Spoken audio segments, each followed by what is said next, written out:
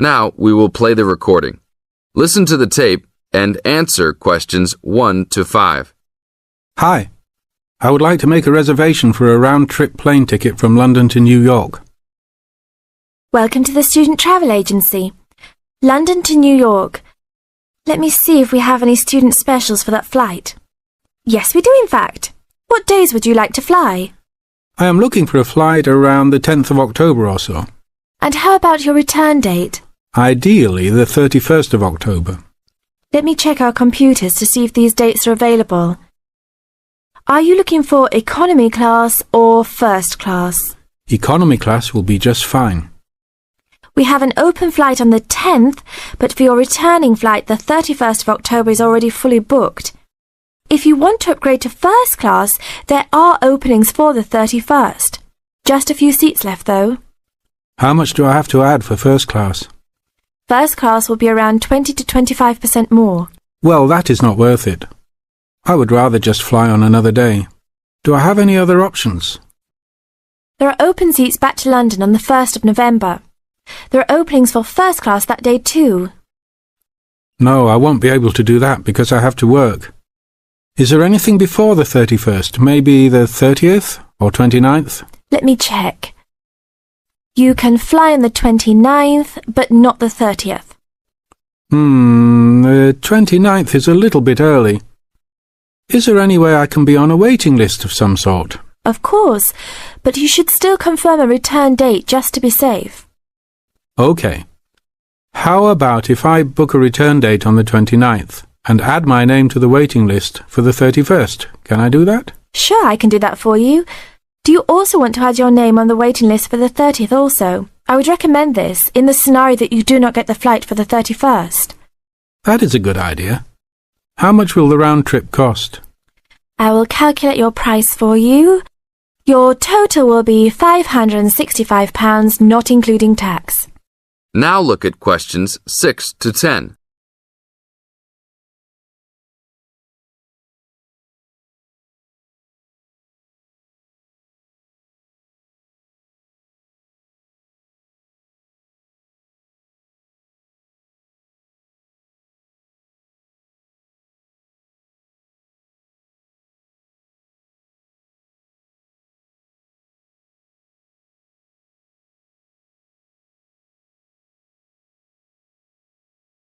Now listen to the tape and answer questions 6 to 10. That's not too bad. Is there any discount for students? That is already including the discount. Without the discount, the price is easily over £600. OK, that sounds good then. Please put me down for those dates. I will need your information. Name and student identification number, please. Kenneth Conley. Student ID 92123020. Your phone number, please. 87052109. Please tell me your mailing address. 354 Westchester Drive, London. Thank you very much, sir. How would you like to pay for the ticket? I think I will pay in cash. Well, you don't need to pay right now, just when you come to pick up the tickets. You will need to pick up the tickets at least 2 weeks before departure. That is no problem. One quick question. What happens if for some reason I need to cancel my trip? The student discount tickets are unfortunately non-refundable. However, if your cancellation is before 24 hours of takeoff time, then you can reschedule your flight for another day. If the cancellation is within 24 hours, then you forfeit your ticket. I understand. Well, thank you very much. I will see you next week. See you then. That is the end of part 1. You now have half a minute to check your answers.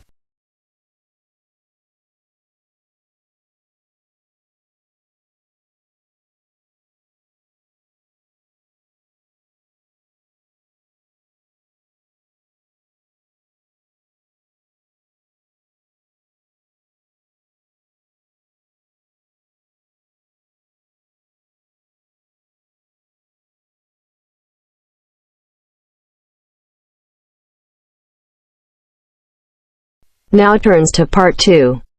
Part 2. First, you have some time to look at questions 11 to 16.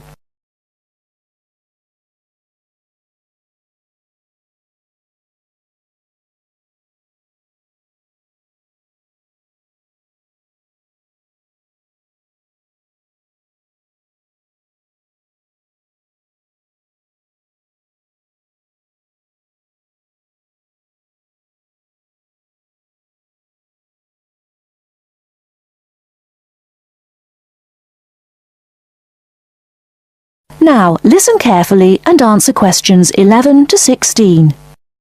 Hello, welcome to the university. Let me introduce myself. My name's Helen Brown. I'm the International Office Administrator and I'm responsible for looking after students here on scholarships, in particular Chevening scholars. Perhaps you could introduce yourselves to me. Hi, I'm Ansgar from Grasse in southern Austria. And my name is Magali. I'm from a town near Montpellier, France. It's a pleasure to meet you. Pleased to meet you too. Nice to meet you. So, let's get started. I'm going to tell you about the schedule for today. Today is your orientation day at the university, and it's going to begin in half an hour at 10 o'clock with a speech from the Vice-Chancellor welcoming you to the university. That's very nice. Where is it? It's in the main hall on floor 3. Okay, but how do we get there? From here, the International Office, go down the corridor, past the lecture theatre and student common room. Then you'll be at the main entrance and you'll see the lift to your left. Take the lift to floor 3 and the main hall entrance is after the buffet. Okay, floor 3 after the buffet. I can always find my way to food, so we'll be able to find the main hall, no problem. So after the Vice-Chancellor greets the new students, then 30 minutes later, the Mayor will welcome you to the city. Together it should be about an hour, so it's not too much of a drag. And what happens then? After that, you'll have a meeting with a representative of the British Council, and she will brief you on life in Britain and what your sponsor expects, and of course doesn't expect from you. It will be nice to meet them. Is that in the main hall too? No, but it is on floor 3 again. With your back to the main hall, go down the corridor past the labs. Sorry? The laboratories, on your right, and the computer cluster rooms on your left, and at the end of the corridor are seminar rooms 1 and 2. Your meeting is in seminar room 2. Did you mention what time that is? No, I didn't. It's at 11:15, and it should last about half an hour. You'll meet her a number of times during your studies, so it's important to go to that meeting. Okay, I'll make sure Magali is on time. Ansgar, I'm always on time. Very well. Now for the final part of the morning and lunch, you'll be with your department. We're both doing biomedicine. Oh, that's interesting. But we're not sure how to get to our department. Well, you don't need to go very far from seminar room 2. The laboratories and seminar rooms all belong to your department. So basically, you need to turn left out of seminar room 2 and go past the next 2 teaching rooms. Your departmental office is on the left. Will someone be there to meet us? Oh, but of course. At 12 o'clock, the course administrator will meet you at the departmental office and introduce you to members of staff and the head of department, Professor Heanue. Heanue? How do you spell that? Heanue. He will tell you about the department and your course, the coursework and academic life in Britain. Have you both got reading lists? Yes, I have. I'm afraid I haven't. You can get one at that meeting. Then finally, as it's your first day, you'll have lunch with the department staff in the refectory from 1 to 2. Oh, that's really nice. Great. There's just one more thing. In the afternoon, you have the chance to meet other international students in the main hall again, and you can ask them about their time at the university. That's from 2:30 onwards. I'm looking forward to that. Before you hear the rest of the talk, you have some time to look at questions 17 to 20.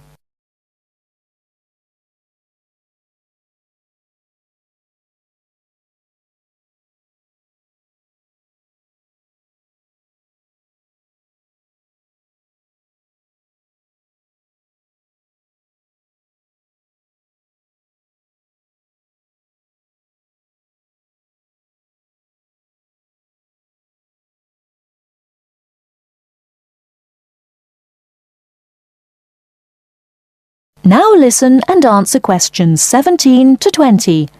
So you're thinking of opening a bank account with us? That's right. And you are an international student at the university? Yes, I am. And how did you hear about us? From Student Services. They gave me a list of banks near the university, and I chose this one because you have a branch near campus and a student advisor at the bank. Yes, I'm part of the student advice team. There are 3 of us here. Right, now I'll go over the services we offer to international students, and then we can go through a few details before we set up your account. Okay. We can offer you a current or cheque account and a savings account. Do you pay interest on the current account? We do, but not very much, about 1.5%. You get a much better interest rate on the savings account, around 4%. We also give you a free overdraft facility. I'm sorry? If you run out of money, we allow you to spend more money than you have in your account. That's the overdraft. But you can only take out up to £100. If you need more than £100, then you must tell us before you take any more money out. I see.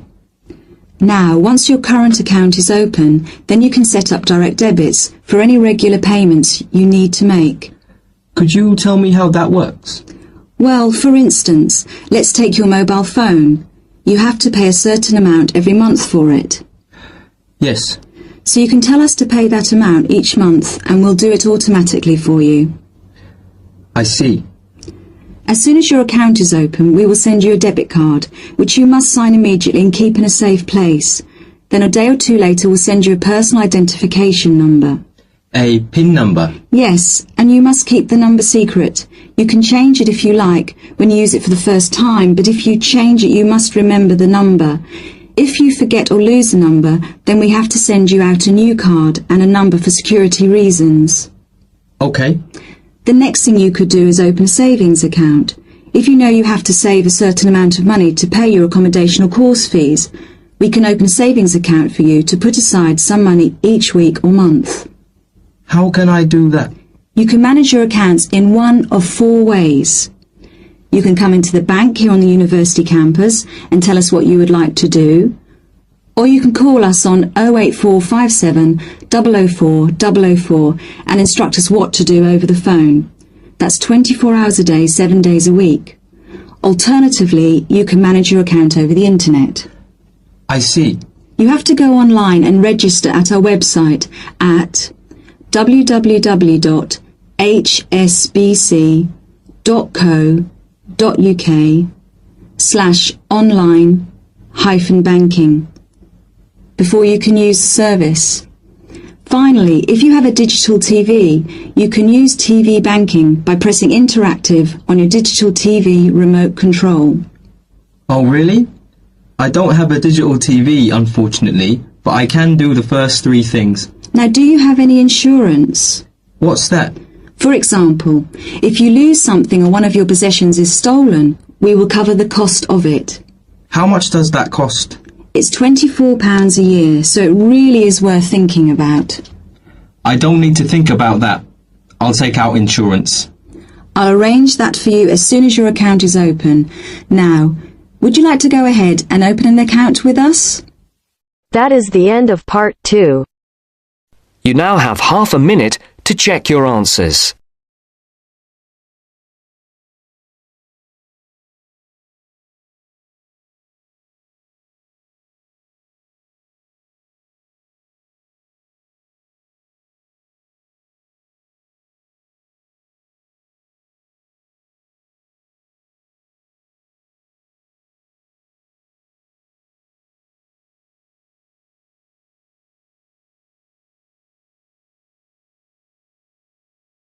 Now turns to part 3. Part 3.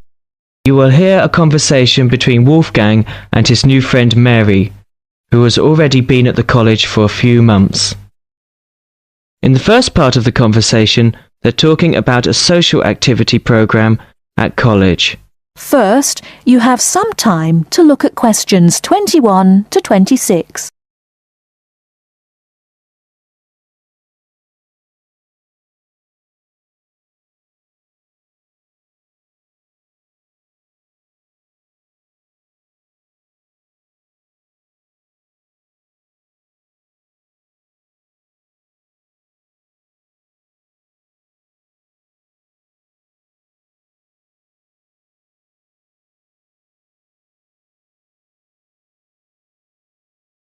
Now listen carefully and answer questions 21 to 26.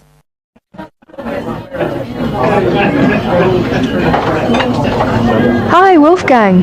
Ah, Mary, how are you? Oh, fine. How's it going? Have you just had a class? Yes, I just finished my listening class. It was a little bit difficult. Yeah. It's always difficult when you first arrive somewhere. I found it quite hard when I first arrived. But you know what really made a difference? Was going on these social activities that the college arranges for you. It gives you a chance to practice your English and... I've heard that the college is pretty good about organising those kinds of things. How do I find out about it? Well, I've just picked up a schedule today. Let's have a look at it. Here it is. What is it? A schedule for this week or...? Yeah, let's have a look. Okay, yeah. Maybe we can do some things together, in fact. Yeah, that would be great. So... Let's see. What are they doing tonight? Monday night? Well, they've got singing with guitar. So I went to this last week. It's... Oh, really? Yes, it's quite good fun. Is it pretty good? Yeah. What do they do? Do they have a concert or...? They teach you, modern and traditional songs. Well, I'm not much of a singer, but, Oh, come on. You should go. It's really good fun. Well, I suppose it'd be a good way to practice my English. Yeah, 'cause you learn kind of British folk songs and things. It's really interesting.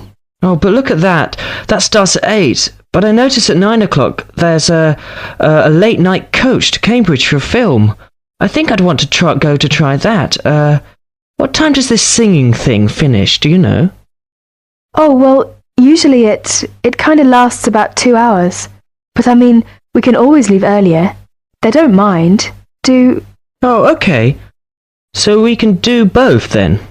Yeah, so... Right. So that's at 9 o'clock. Yeah. What movie is it? Let me see. Oh, it's Rocky. Have you seen it? Rocky? Oh, that's the one with Richard Dreyfuss, isn't it? Richard Dreyfuss? No, it's Sylvester Stallone. Oh, yes, I remember now. American movie. Yes, I haven't seen that. I want to see that. Good, let's go to that. All right. Oh, okay. Oh, did you see on Tuesday that there's a tennis tournament? Tennis? What time is that? Well, that's at 4 o'clock in the afternoon. Where is it? Is it on campus or...? No. It's at Wembley, so that's in London. Oh, so it's pretty far away then. What time will it be coming back? The coach gets back at midnight. Oh, midnight. Well, tell you what, I think maybe I'd better cancel on that because I've got a class Wednesday morning. And I'm afraid, at about 8:30, I'm afraid if I came back that late, I probably would, I'd be very tired in class. And actually, I'm more into football myself anyway. Oh, football? Well, did you see there's a football match on Wednesday? Oh, yeah? Well, who's playing? Let's see. Oh, it's England and Brazil. Oh, I really want to see that. Would you like to go together? Yeah, sure. What time is it? Let me see. It says 15:30. So that would be 3:30. 3:30, huh? Now, I have a lecture right after lunch on Wednesday at 1:30. Uh-huh. What lecture's that? Oh, well, there's a journalist coming from the BBC. He's going to talk about his experiences as a foreign correspondent. Oh, that sounds interesting. Would you like to go? Yeah, what time do you say it was? Right after lunch, around 1:30. Oh, 1:30. I have a class then. Oh, yeah. Oh, that's too bad. Well, what time does your class finish? It's an hour long, so it finishes at 2:30. Oh, well, I shouldn't imagine. The lecture shouldn't go much later than that either. So after your class and after my lecture, we can get together to go to the football game. Okay, so we can meet... Let's see, maybe 3 o'clock. Or maybe 3:15. Yeah, I think 3:15 would be all right. Okay, where should we meet? Well, usually on these kind of trips, the coach leaves from in front of the dining hall, so maybe we could meet there. Okay, so in front of the dining hall at 3:15. That sounds fine. Yeah, right. On Thursday, there's an international evening in school hall. Yeah, all songs and dances performance by students from all over the world. That's very interesting. Would you like to go and see? Yes, when is it? It will start at 8. Shall we meet at 7:50 in front of the school hall? Fine, 7:50 in front of the school hall. Before you hear the rest of the talk, you have some time to look at questions 27 to 30.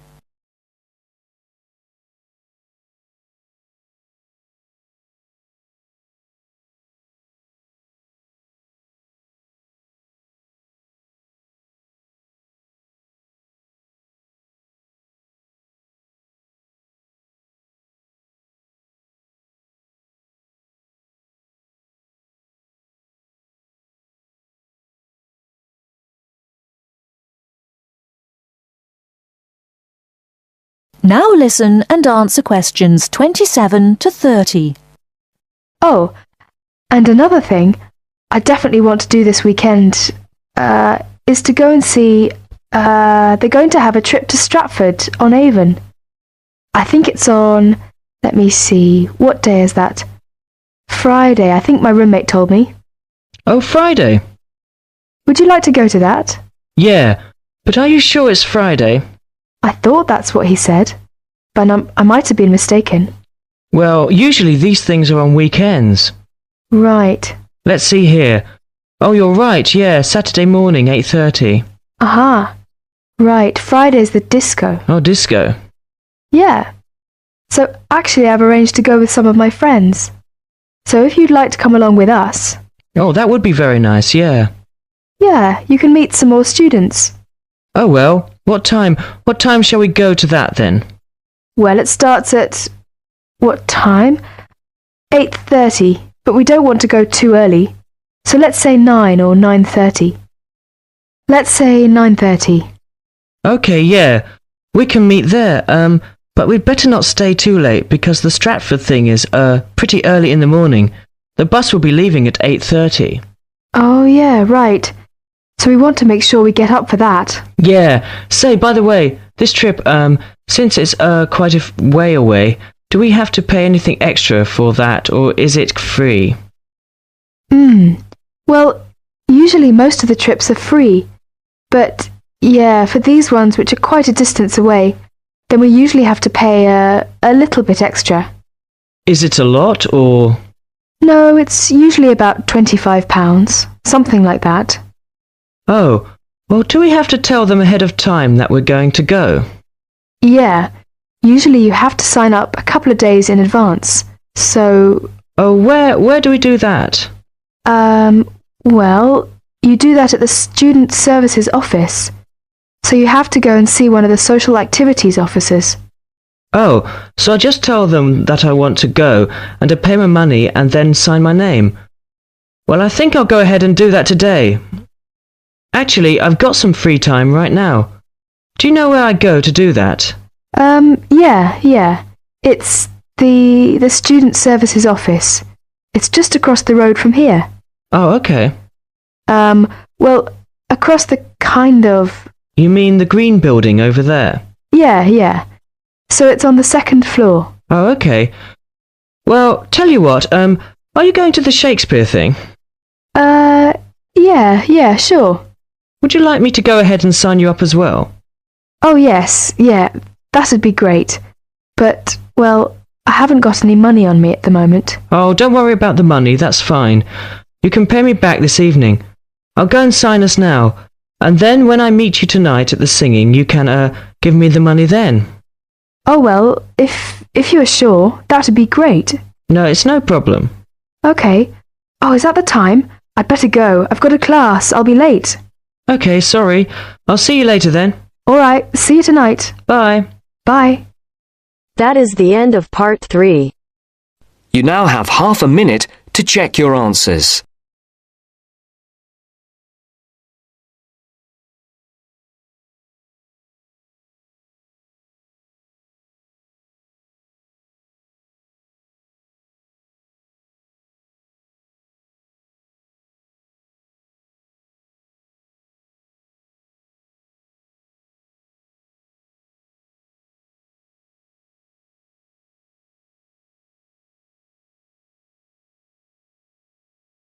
Now turns to Part 4.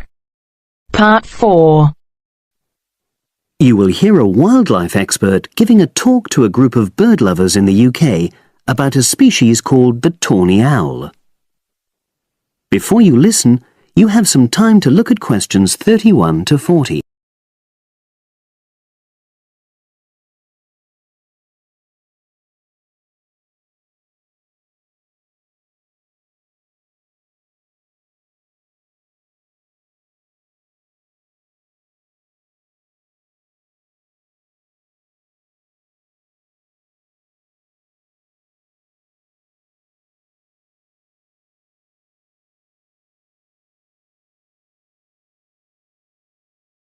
Now listen and answer questions 31 to 40.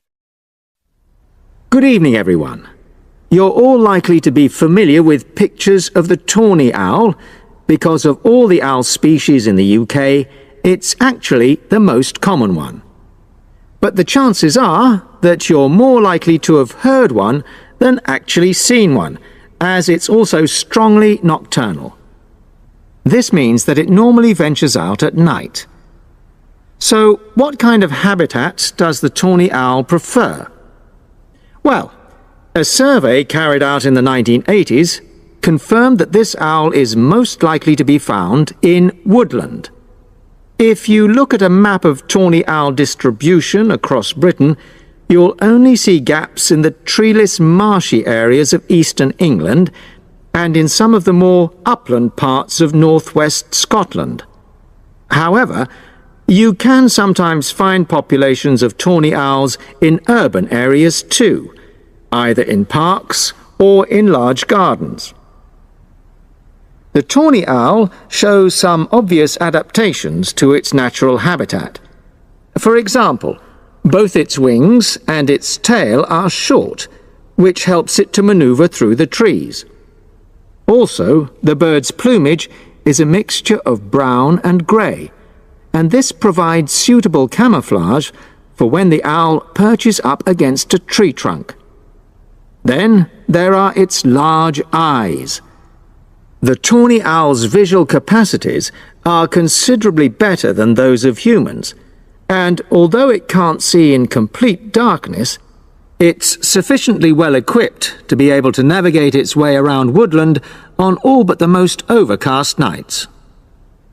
Another factor that contributes to the tawny owl's success as a hunter is its excellent memory of the layout of different areas. If you combine this ability with the owl's strongly territorial and sedentary nature, most populations of tawny owl are sit-and-wait predators, you realize that it has a good opportunity to predict where prey might be found.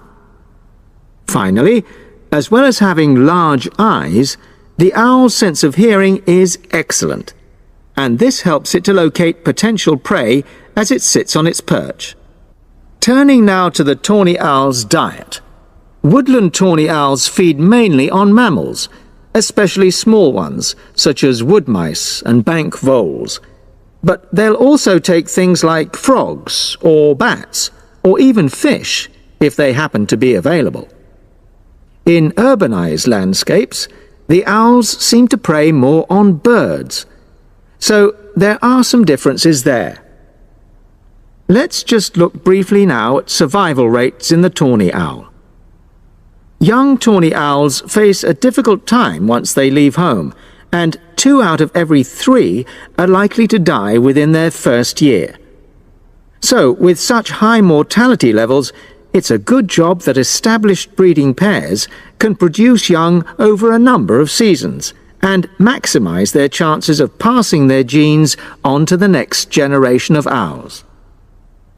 I've already mentioned the sedentary nature of the tawny owl, but it's not just adult tawny owls that are sedentary in their habits. Young birds, dispersing away from where they were born, rarely move far. The average distance is just 4 kilometers. There also appears to be some reluctance to cross large bodies of water. The owl is absent from many of the islands around our shores, with only occasional sightings in Ireland and the Isle of Wight off the south coast of England. Right, Well, now I'll show you some photographs that have been taken in one or two of the natural... That is the end of part 4. You now have half a minute to check your answers.